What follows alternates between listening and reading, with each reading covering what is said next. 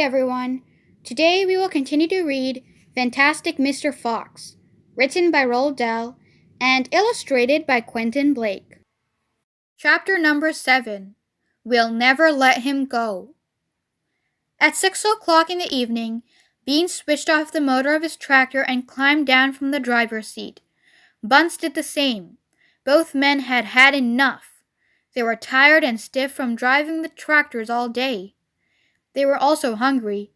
Slowly they walked over to the small fox's hole in the bottom of the huge crater. Bean's face was purple with rage. Bunce was cursing the fox with dirty words that cannot be printed. Bogus came waddling up. "Dang and blast that filthy, stinking fox!" he said. "What the heck do we do now?" "I'll tell you what we don't do," Bean said. "We don't let him go." "We'll never let him go," Bunce declared. "Never, never, never," cried Bogus. "Did you hear that, Mr. Fox?" yelled Bean, bending low and shouting down the hole. "It's not over yet, Mr. Fox. We're not going home till we've strung you up dead as a dingbat." Whereupon the three men all shook hands with one another and swore a solemn oath that they would not go back to their farms until the fox was caught. "What's the next move?" asked Bunce, the pot-bellied dwarf. "We're sending you down the hole to fetch him up," said Bean. "Down you go, you miserable midget." "Not me!" screamed Bunce, running away. Bean made a sickly smile. When he smiled, you saw his scarlet gums. You saw more gums than teeth.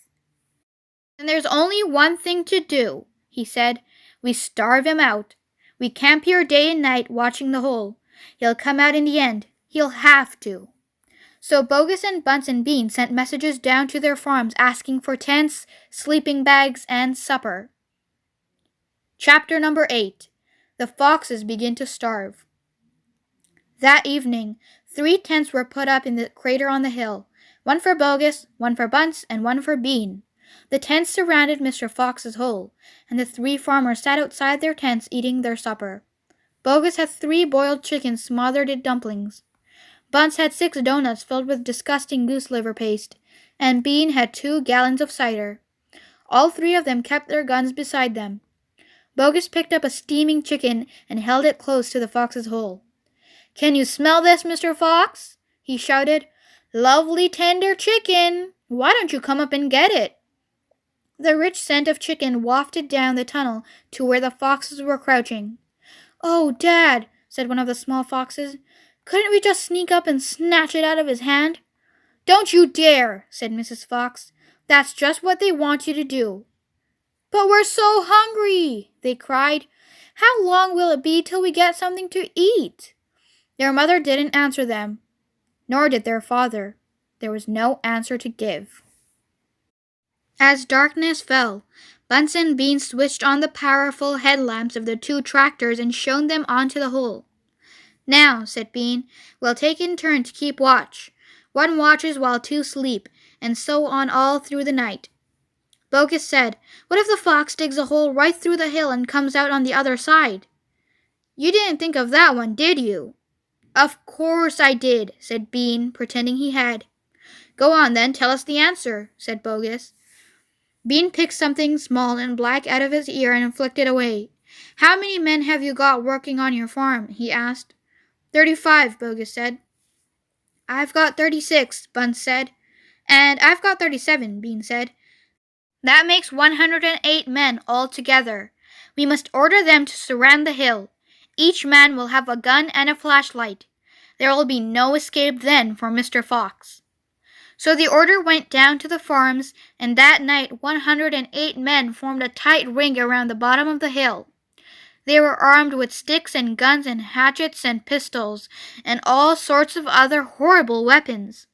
This made it quite impossible for a fox, or indeed for any other animal, to escape from the hill. The next day, the watching and waiting went on. Bogus and Bunce and Bean sat upon small stools, staring at the fox's hole. They didn't talk much. They just sat there with their guns on their laps. Every so often, Mr. Fox would creep a little closer towards the mouth of the tunnel and take a sniff. Then he would creep back again and say, "They're still there." "Are you quite sure?" Mrs. Fox would ask. "Positive," said Mr. Fox. I can smell that man Bean a mile away. He stinks. Chapter number 9. Mr. Fox has a plan. For 3 days and 3 nights, this waiting game went on. How long can a fox go without food or water? Bogus asked on the 3rd day. Not much longer now, Bean told him. He'll make a run for it soon. He'll have to. Bean was right.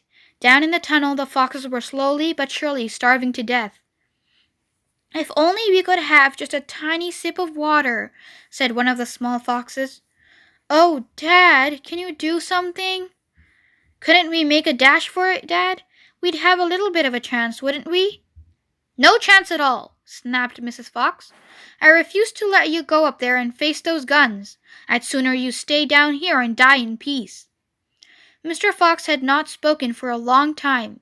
He had been sitting quite still, his eyes closed, not even hearing what the others were saying. Mrs. Fox knew that he was trying desperately to think of a way out.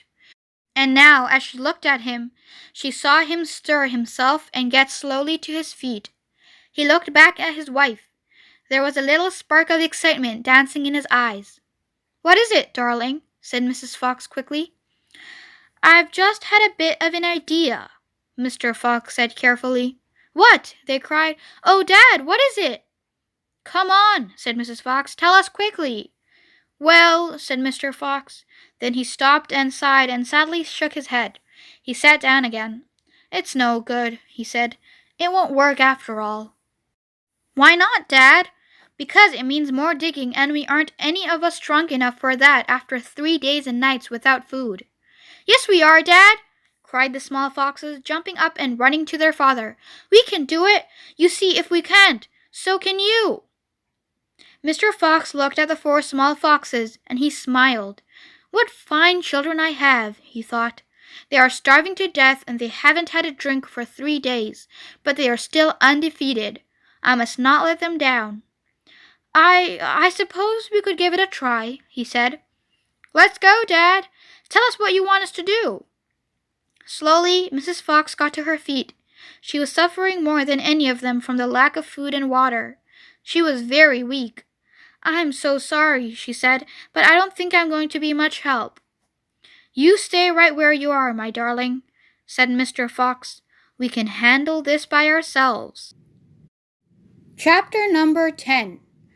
Bogus's Chicken House number 1. This time we must go in a very special direction, said Mr. Fox, pointing sideways and downward. So he and his 4 children started to dig once again. The work went much more slowly now, yet they kept at it with great courage, and little by little the tunnel began to grow. Dad, I wish you would tell us where we are going, said one of the children. I dare not do that, said Mr. Fox, because this place I'm hoping to get to is so marvelous that if I described it to you now, you would go crazy with excitement. And then if we failed to get there, which is very possible, you would die of disappointment. I don't want to raise your hopes too much, my darlings. For a long, long time they kept on digging. For how long they did not know, because there were no days and no nights down there in the murky tunnel. But at last, Mr. Fox gave the order to stop. I think, he said, we had better take a peep upstairs now and see where we are. I know where I want to be, but I can't possibly be sure we're anywhere near it. Slowly, warily, the foxes began to slope the tunnel up towards the surface. Up and up it went, until suddenly they came to something hard above their heads and they couldn't go up any further. Mr. Fox reached up to examine this hard thing. It's wood, he whispered. Wooden planks. What does that mean, Dad? It means, unless I am very much mistaken, that we are right underneath somebody's house, whispered Mr. Fox. Be very quiet now while I take a peek. Carefully, Mr. Fox began pushing up one of the floorboards. The board creaked most terribly, and they all dug down, waiting for something awful to happen. Nothing did, so Mr. Fox pushed up a second board, and then very, very cautiously he poked his head up through the gap. He let out a shriek of excitement. "I've done it!" he yelled. "I've done it first time! I've done it! I've done it!" He pulled himself up through the gap in the floor and started prancing and dancing with joy. "Come on up," he sang out. "Come up and see where you are, my darlings." What a sight for a hungry fox! Hallelujah! Hooray! Hooray! The 4 small foxes scrambled up out of the tunnel, and what a fantastic sight it was that now met their eyes. They were in a huge shed, and the whole place was teeming with chickens. There were white chickens and brown chickens and black chickens by the 1,000. "Bogus's chicken house number 1!" cried Mr. Fox. "It's exactly what I was aiming at. I hit it slap in the middle. First time. Isn't that fantastic? And if I may say so, rather clever." The small foxes went wild with excitement. They started running around in all directions, chasing the stupid chickens. "Wait!" ordered Mr. Fox. "Don't lose your heads! Stand back! Calm down! Let's do this properly. First of all, everyone have a drink of water." They all ran over to the chickens' drinking trough and lapped up the lovely cool water. Then Mr. Fox chose 3 of the plumpest hens, and with a clever flick of his jaw he killed them instantly. "Back to the tunnel," he ordered. "Come on. No fooling around. The quicker you move, the quicker you shall have something to eat." One after another they climbed down through the hole in the floor, and soon they were all standing once again in the dark tunnel.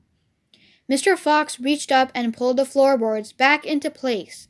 He did this with great care. He did it so that no one could tell they had ever been moved. "My son," he said, giving the 3 plump hens to the biggest of his 4 small children, "run back with these to your mother. Tell her to prepare a feast. Tell her the rest of us will be along in a jiffy, as soon as we have made a few other little arrangements." Chapter number 11.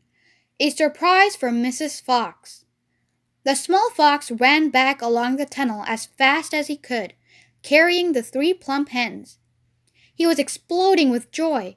"Just wait," he kept thinking. "Just wait till Mummy sees these." He had a long way to run, but he never stopped once on the way, and he came bursting in upon Mrs. Fox. "Mummy!" he cried out of breath. "Look, Mummy, look! Wake up and see what I've brought you." Mrs. Fox, who was weaker than ever now from lack of food, opened one eye and looked at the hens. "I'm dreaming," she murmured, and closed the eye again.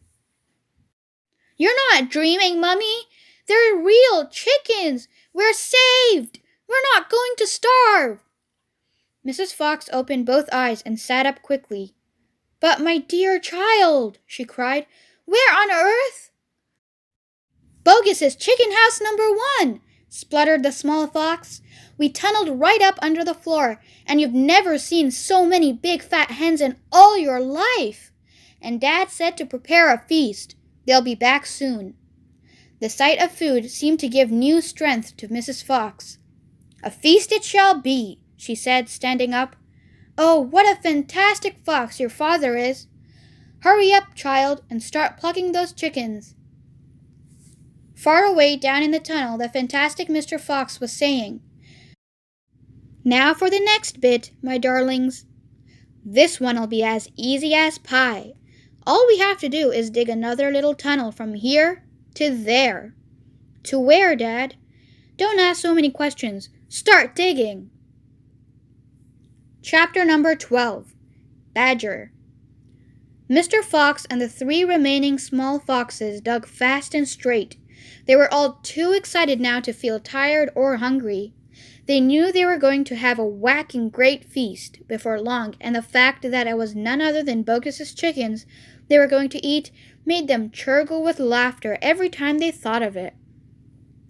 It was lovely to realize that while the fat farmer was sitting up there on the hill waiting for them to starve, he was also giving them their dinner without knowing it. "Keep digging," said Mr. Fox. "It's not much farther." All of a sudden, a deep voice above their heads said, "Who goes there?" The foxes jumped. They looked up quickly and they saw, peeking through a small hole in the roof of the tunnel, a long, black, pointed, furry face. "Badger!" cried Mr. Fox. "Foxy!" cried Badger. "My goodness me, I'm glad I've found someone at last. I've been digging around in circles for 3 days and nights, and I haven't the foggiest idea where I am." Badger made the hole in the ceiling bigger and dropped down beside the foxes. A small badger, his son, dropped down after him. "Haven't you heard what's happening up on the hill?" Badger said excitedly. "It's chaos! Half the wood has disappeared, and there are men with guns all over the countryside. None of us can get out, even at night. We're all starving to death." "Who is we?" asked Mr. Fox. "All of us diggers. That's me and Mole and Rabbit and all our wives and children. Even Weasel, who can usually sneak out of the tightest spots, is right now hiding down my hole with Mrs. Weasel and 6 kids. What on earth are we going to do, Foxy? I think we're finished." Mr. Fox looked at his 3 children and he smiled. The children smiled back at him, sharing his secret. "My dear old Badger," he said, "this mess you're in is all my fault." "I know it's your fault," said Badger furiously. "And the farmers are not going to give up till they've got you. Unfortunately, that means us as well. It means everyone on the hill." Badger sat down and put a paw around his small son. "We're done for," he said softly. "My poor wife up there is so weak she can't dig another yard." "Nor can mine," said Mr. Fox, "and yet at this very minute she's preparing for me and my children the most delicious feast of plumpy, juicy chickens." "Stop!" cried Badger. "Don't tease me. I can't stand it." "It's true!" cried the small foxes. "Dad's not teasing. We've got chickens galore." "And because everything is entirely my fault," said Mr. Fox, "I invite you to share the feast. I invite everyone to share it, you and Mole and Rabbit and Weasel and all your wives and children. There'll be plenty to go round, I can assure you." "You mean it?" cried Badger. "You really mean it?" Mr. Fox pushed his face close to Badger's and whispered darkly, "Do you know where we've just been?" "Where?" "Right inside Bogus's chicken house number 1. "No!" "Yes! But that is nothing to where we are going now. You have come just at the right moment, my dear Badger. You can help us dig, and in the meanwhile your small son can run back to Mrs. Badger and all the others and spread the good news." Mr. Fox turned to the small badger and said, "Tell them they are invited to a fox's feast. Then bring them all down here and follow this tunnel back until you find my home." "Yes, Mr. Fox," said the small badger. "Yes, sir. Right away, sir. Oh, thank you, sir." And he scrambled quickly back through the hole in the roof of the tunnel and disappeared. That's it for today, everyone. I hope you enjoyed. We will continue to read chapter 13 to 18 in the next video, so make sure to watch that. Thank you for listening. Bye!